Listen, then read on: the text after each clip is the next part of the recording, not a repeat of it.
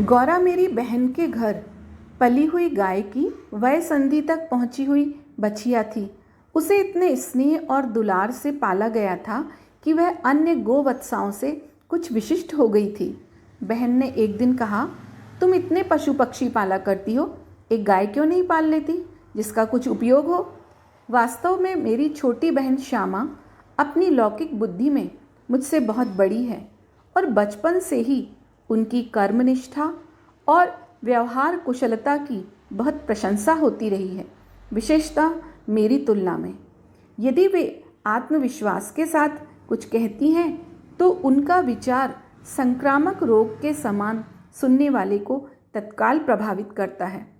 आश्चर्य नहीं, उस दिन उनके प्रतियोगितावाद संबंधी भाषण ने मुझे इतना अधिक प्रभावित किया कि तत्काल उस सुझाव का कार्यान्वयन आवश्यक हो गया। वैसे खाद्य की किसी भी समस्या के समाधान के लिए पशु पक्षी पालना मुझे कभी नहीं रुचा, पर उस दिन मैंने ध्यानपूर्वक गौरा को देखा।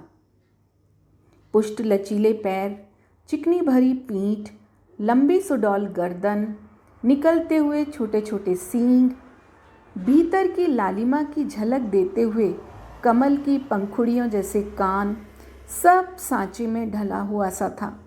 गौरा को देखते ही मेरी गाय पालने के संबंध में दुविधा निश्चय में बदल गई। गाय जब मेरे बंगले पर पहुंची तब मेरे परिचितों और परिचारकों में श्रद्धा का ज्वार सा उमड़ आया।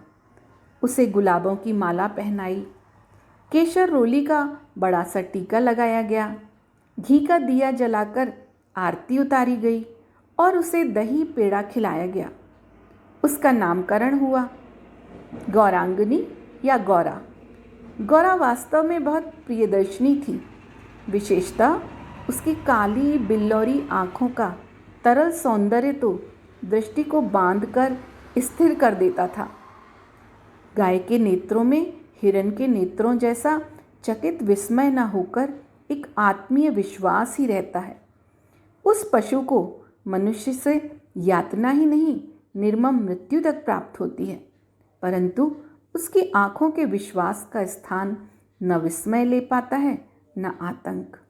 महात्मा गांधी ने गाय करुणा की कविता है क्यों कहा, यह उसकी आँखें देखकर ही समझ आ सकता है। कुछ ही दिनों में वह सबसे इतनी हिलमिल गई कि अन्य पशु पक्षी अपनी लघुता और उसकी विशालता का अंतर भूल गए। पक्षी उसकी पीठ और माथे पर बैठकर उसके कान तथा आंखें खुजलाने लगे।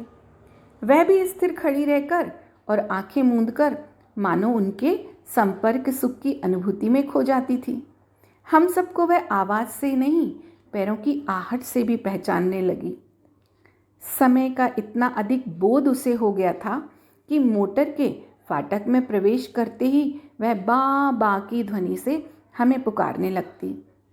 चाय, नाश्ता तथा भोजन के समय से भी वह प्रतीक्षा करने के उपरांत रंभा रंभा कर घर सिर पर उठा लेती थी। हमें उसे हमसे साहचर्यजनित लगाव, मानवीय स्नेह के समान ही निकटता चाहता था। निकट जाने पर वह सहलाने के लिए गर्दन बढ़ा देती, हाथ फेरने पर मुख आश्वस्त भाव से कंधे पर रखकर आंखें मूंद लेती। जब उससे आवश्यकता के लिए उसके पास एक ही ध्वनि थी, परंतु उल्लास, दुख, उदासीनता आदि की अनेक छाया उसकी बड़ी और काली आंखों में तैरा करती थी। 1 वर्ष के उपरांत गौरा एक पुष्ट सुंदर वत्स की माता बनी। वत्स अपने लाल रंग के कारण गेरू का पुतला जान पड़ता था। माथे पर पान के आकार का श्वेत तिलक और चारों पैरों में खुरों के ऊपर सफ़ेद वलय ऐसे लगते थे मानो गेरू की बनी वत्स मूर्ति को चांदी के आभूषणों से अलंकृत किया हो। बछड़े का नाम रखा गया लाल मणि, परंतु उसे सब लालू संबोधन से पुकारने लगे। माता पुत्र दोनों निकट रहने पर हिम राशि और जलते अंगारे का स्मरण कराते थे। अब हमारे घर में मानो दुग्ध महोत्सव आरंभ हुआ। गौरा प्राय 12 सेर के लगभग दूध देती थी, अतः लालमणि के लिए कई सेर छोड़ देने पर भी इतना अधिक शेष रहता था कि आसपास के बाल गोपाल से लेकर कुत्ते बिल्ली तक सब मानो दूधो नहाओ का आशीर्वाद फलित होने लगा। कुत्ते बिल्लियों ने तो एक अद्भुत दृश्य उपस्थित कर दिया। दुग्ध दोहन के समय वे सब गौरा के सामने एक पंक्ति में बैठ जाते और महादेव उनके खाने के लिए एक निश्चित बर्तन रख देता। किसी विशेष आयोजन पर आमंत्रित अतिथियों के समान वे परम शिष्टता का परिचय देते हुए प्रतीक्षा करते रहते। फिर नाप नाप कर सबके पात्रों में दूध डाल दिया जाता, जिसे पीने के उपरांत वे एक बार फिर अपने अपने स्वर में कृतज्ञता ज्ञापन सा करते हुए गौरा के चारों ओर उछलने कूदने लगते। जब तक वे सब चले न जाते, गौरा प्रसन्न दृष्टि से उन्हें देखती रहती। जिस दिन उनके आने में विलंब होता, वह रंभा रंभा कर मानो उन्हें पुकारने लगती। पर अब दुग्ध दोहन की समस्या कोई स्थायी समाधान चाहती थी। गौरा के दूध देने के पूर्व जो ग्वाला हमारे यहाँ दूध देता था, जब उसने इस कार्य के लिए अपनी नियुक्ति के विषय में आग्रह किया, तब हमने अपनी समस्या का समाधान पा लिया। 2-3 मास के उपरांत गौरा ने दाना चारा खाना बहुत कम कर दिया और वह उत्तरोत्तर दुर्बल और शिथिल रहने लगी। चिंतित होकर मैंने पशु चिकित्सकों को बुलाकर दिखाया। वे कई दिनों तक अनेक प्रकार के निरीक्षण, परीक्षण आदि द्वारा रोग का निदान खोजते रहे। अंत में उन्होंने निर्णय दिया कि गाय को सुई खिला दी गई है, जो उसके रक्त संचार के साथ हृदय तक पहुंच गई है। जब सुई गाय के हृदय के पार हो जाएगी, तब रक्त संचार रुकने से उसकी मृत्यु निश्चित है। मुझे कष्ट और आश्चर्य दोनों की अनुभूति हुई। सुई खिलाने का क्या तात्पर्य हो सकता है? चारा तो हम स्वयं देखभाल कर देते हैं, परंतु संभव है उसी में सुई चली गई हो। पर डॉक्टर के उत्तर से ज्ञात हुआ कि चारे के साथ सुई गाय के मुख में ही छिद कर रह जाती। गुड़ की डली के भीतर रखी गई सुई ही गले के नीचे उतर जाती है और अंततः रक्त संचार में मिलकर हृदय में पहुंच सकती है। अंत में ऐसा निर्मम सत्य उद्घाटित हुआ जिसकी कल्पना भी मेरे लिए संभव नहीं थी। प्राय कुछ ग्वाले ऐसे घरों में जहां उनसे अधिक दूध लेते हैं, गाय का आना सह नहीं पाते।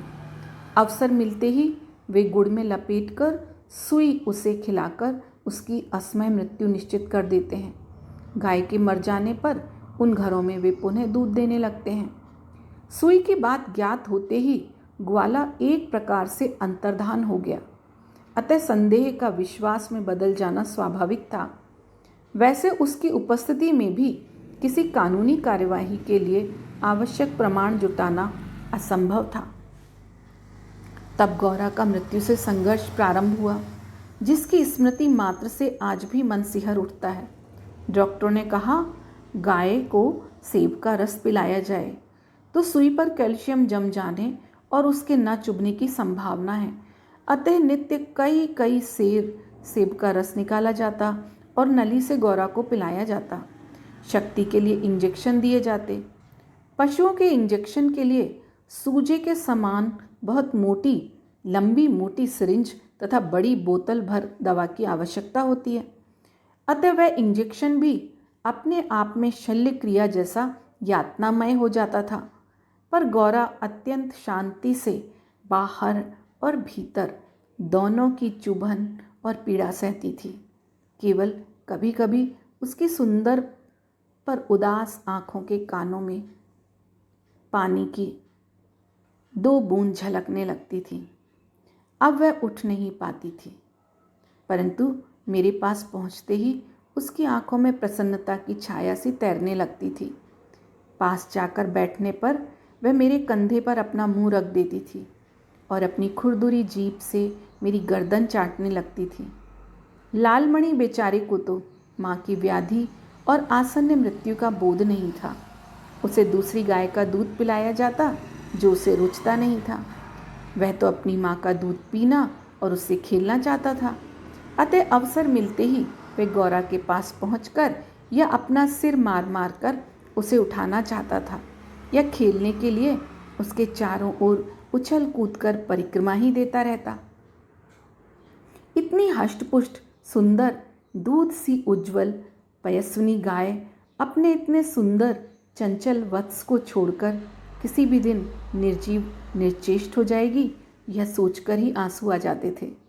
लखनऊ, कानपुर आदि नगरों से भी पशु विशेषज्ञों को बुलाया। स्थानीय पशु चिकित्सक तो दिन में 2-3 बार आते रहे, परंतु किसी ने ऐसा उपचार नहीं बताया जिससे आशा की कोई किरण मिलती। निरुपाय मृत्यु की प्रतीक्षा का मर्म वही जानता है जिसे किसी असाध्य और मरणासन्न रोगी के पास बैठना पड़ता हो। जब गौरा की सुंदर चमकीली आंखें निष्प्रभ हो चलीं और सेब का रस भी कंठ में रुकने लगा, तब मैंने अंत का अनुमान लगा लिया। अब मेरी एक ही इच्छा थी कि मैं उसके अंत समय तक उपस्थित रह सकूं। दिन में ही नहीं, रात में भी कई कई बार उठकर मैं उसे देखने जाती रही।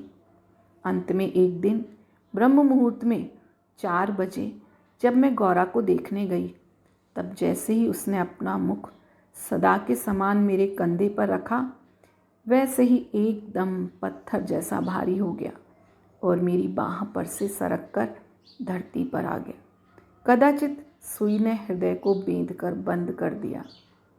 अपने पालित जीव जंतुओं के पार्थिव अवशेष मैं गंगा को समर्पित करती रही हूँ।